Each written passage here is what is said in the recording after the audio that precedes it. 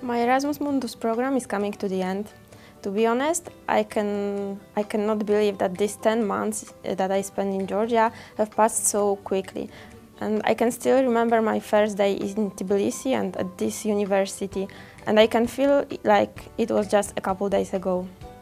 But anyway, I can say that I had really good and interesting and profitable academic year in Georgia. And I learned a lot. I gained new experience and new idea. I met also many interesting and inspiring people.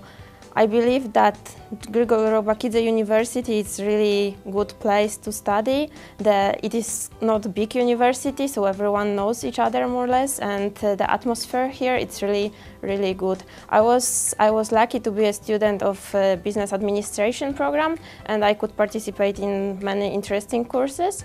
I think also that both professors and students were open and also very helpful to me when I had any problems. And I believe that what I gained here, it will be very useful in the future for me.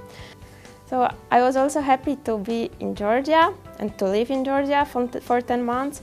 This is really amazing, really interesting country, so I could discover it.